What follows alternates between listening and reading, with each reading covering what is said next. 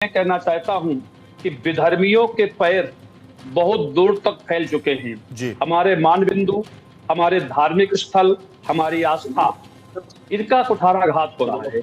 हमारे रामचरितमानस में पहले पन्ने पर मंगलाचरण में लिखा है, भवानी शंकरो वंदे श्रद्धा विश्वास रूपिणों। तो हमारी श्रद्धा को, हमारी विश्वास को खिलवाड़ किया जा रहा है। ऐसे विधर्मियों को सख्त से सख्त सजा दे करके सदा सदा के लिए नस्त नाबूद किया जाए। नहीं, आज ये भगवान तिरुपति जी का मामला है। धीरे धीरे भगवान श्री राम का मंदिर हमारे अयोध्या में है, कृष्ण का मंदिर भगवान मथुरा में है, हमारे काशी में। ऐसे विधर्मियों को पकड़ करके सजाए मौत होनी चाहिए जो देश के 1 अरब हिंदुओं के साथ खिलवाड़ कर रहे हैं। क्योंकि एक मंदिर में एक पुजारी का विषय नहीं है, एक श्रद्धालु का विषय नहीं है, 1 अरब हिंदू समाज का विषय है। ये जो कुछ हुआ है हमारे 1 अरब हिंदुओं के हृदय को विदीर्ण करने वाला षड्यंत्र है। ऐसी सरकार को, ऐसे लोगों को समाज में रहने का नैतिक अधिकार नहीं है जो हमारे धर्म के साथ खिलवाड़ करते हैं। ये बड़ी बात आत्मानंद महाराज ने की है कि ऐसे लोगों को मौत होनी चाहिए, मौत की सजा दी जानी चाहिए जिन्होंने लाखों श्रद्धालुओं की आस्था से खिलवाड़ किया है। बड़ी आस्था के साथ वो मंदिर में पहुंचे और मंदिर में पहुंचकर दर्शन किए। लेकिन सबसे बड़ी बात है, महंत राजू दास हनुमानगढ़ी अयोध्या भी हमारे साथ जुड़ गए हैं। राजू दास जी, बड़ी बड़ी बड़ी पीड़ा होती है कि बड़ी आस्था के साथ आप प्रभु के मंदिर में जा रहे हैं और वो प्रसाद जिसका भोग तिरुपति बालाजी को लगाया जा रहा है और वही प्रसाद भक्तों में बांटा जाता है। भक्त ये सोचकर कि ये विशुद्ध शाकाहारी है और उसका सेवन कर रहे हैं, लेकिन तब पता चलता है इससे उनका धर्म भी भ्रष्ट होता है, उनकी आस्था को भी चोट पहुंचती है। और सबसे बड़ी बात है कि ये वो मंदिर है जिस पर सरकार बड़ी गंभीरता से निगरानी रखती है। एक बड़ा ट्रस्ट है जो इसकी पूरी निगरानी करता है और करोड़ों रुपए का दान यहां पर पहुंचता है। लेकिन यहां तो लोगों का धर्म भ्रष्ट कर दिया गया। इसमें चर्बी मिलाई जा रही है, मछली का तेल मिलाया जा रहा है। क्या कहा जाए, और ये कोई और नहीं बल्कि सरकारी एजेंसी ने इस बात का खुलासा किया है जांच में। अब ये बड़ा सवाल है और इसी बात का जिक्र आत्मानंद जी महाराज कर रहे हैं कि ऐसे लोगों को तो मौत की सजा मिलनी चाहिए। आत्मानंद जी देखिए, राजू दास जी हैं, वो तिरुपति बालाजी में ही हैं और हमें तो अचानक से मुझे लगा कि ये कौन आ गया, क्योंकि उनकी दाढ़ी पहले थी, वो दाढ़ी दिखाई नहीं दे रही है और उन्होंने अपने बाल और दाढ़ी के जो केश हैं वो दान कर दिए।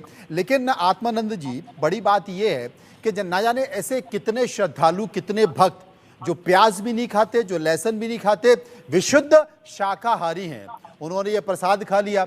आप जैसे संत सनातनी महामंडलेश्वर लोग वहां पहुंचे, शंकराचार्य लोग वहां पहुंचे, भगवान का भोग लगा तो भगवान का प्रसाद समझ के उसको ग्रहण कर लिया कि ये मिष्ठान है और ये शुद्ध शाकाहारी है। ये कहा जाता है कि मिष्ठान है तो शुद्ध शाकाहारी होगा, वो दूध से बना होता है, उसमें मावा होता है, इस तरह की चीजें।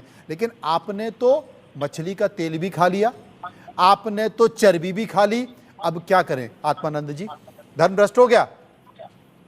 सबसे पहले तो विषय ये है जी कि इसकी जो जांच में रिपोर्ट आई है तो उस एक एक व्यक्ति के ऊपर अपराध नहीं, जघन्य अपराध कायम किया जाए और उसे सबसे खास साथ, हम वैष्णव परंपरा के लोग हैं, हम शैव परंपरा के लोग हैं, हम गढ़ी परंपरा के लोग हैं, आखिर हम लोग उपासक हैं, हम लोग पूरे जीवन साधना कर रहे हैं। साधना में हमारे तामसी भोजन का वर्जित होता है, जैसे लहसुन, आपने चर्चा की लहसुन प्याज की। हम साधु संत, हमारे देश के 50% जनमानस लहसुन प्याज नहीं खाता है।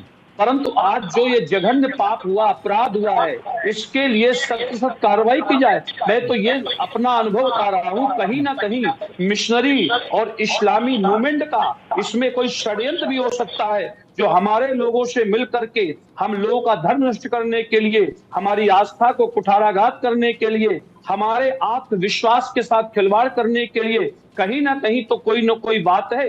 जब इसकी सूक्ष्म जांच होगी, जैसे अभी परम श्रद्धेय हमारे महंत जी ने कहा कि कोई उसमें मिशनरी का व्यक्ति था, ऐसे और जब पन्ने खुलेंगे ना तो इसमें बहुत आतताई भी निकलेंगे, बहुत सारे विधर्मी निकलेंगे, बहुत सारी वो लोग निकलेंगे जो केवल हमारे धर्म को नष्ट करने के लिए षड्यंत्र कर रहे हैं। जैसे आजकल बहुत सारे मौलवी साधुओं का भेष बना करके कहीं हरिद्वार में घूम रहे हैं, कहीं बनारस में घूम रहे हैं, कहीं न कहीं वो लोग इस षड्यंत्र को अब बढ़ावा दे रहे हैं। तो मैं तो ये कहता हूं, माननीय प्रधानमंत्री जी, हमारे देश के सर्वोच्च शिखर पर बैठे हुए राष्ट्रपति महोदया और गृह मंत्री जी अविलंब इस पर कार्रवाई करें और हम सब साधुओं की, जहां उनको ऐसी आवश्यकता समझ आती हो कि साधु समाज इस मिशन को आगे बढ़ावे, सरकार साथ खड़ी है, और या फिर हम लोगों को स्वतंत्र कर दें, तो हम ऐसे विधर्मियों को देखने के लिए हम इतने साधु समाज के लोग हैं कि हम स्वयं उनको देख लेंगे।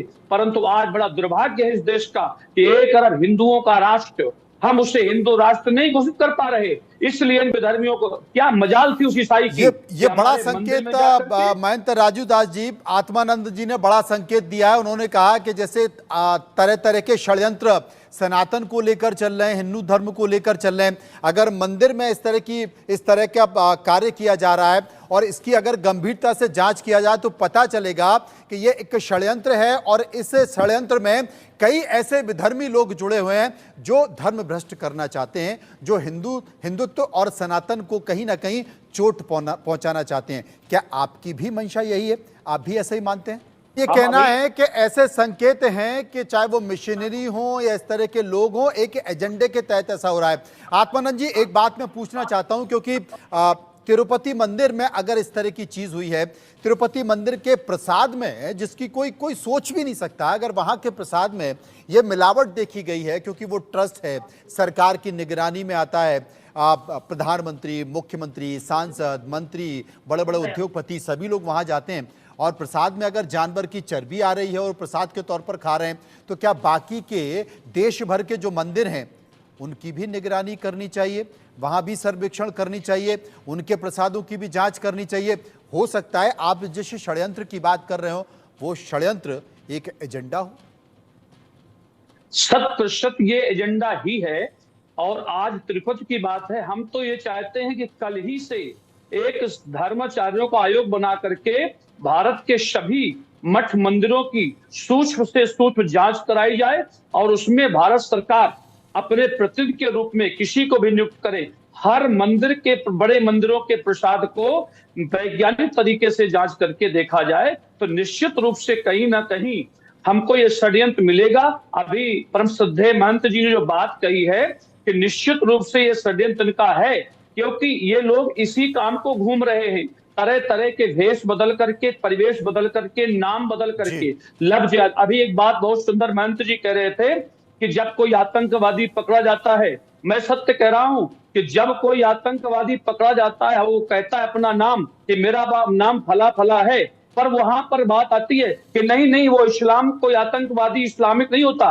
तो मैं पूछता हूं कि आज तक कोई आतंकवादी गुरुकुल का पढ़ा हुआ नहीं निकला। गुरुकुल का पढ़ा हुआ व्यक्ति आतंकवादी नहीं होगा, पाठशाला का पढ़ा व्यक्ति आतंकवादी नहीं होगा।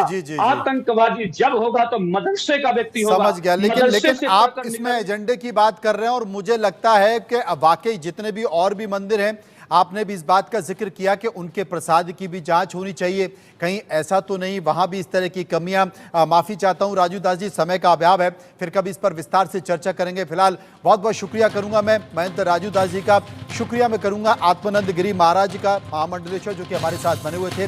लेकिन एक बड़ा विषय, तिरुपति बालाजी मंदिर में जो प्रसाद भगवान को भोग के तौर पर चढ़ाया जाता है, श्रद्धालुओं को बांटा जाता है, वो भोग के तौर पर उसको स्वीकार भी करते हैं, चाहे वो प्याज भी ना खाते हो या लहसुन भी ना खाते हो, लेकिन जो प्रसाद है उसमें जानवर की चर्बी और मछली का तेल पाया गया है। ये बात किसी और ने नहीं, वहां के राज्य के मुख्यमंत्री चंद्रबाबू नायडू ने जांच के बाद कही है और कहा है कि जगन मोहन रेड्डी के कार्यकाल में ऐसा ही होता है।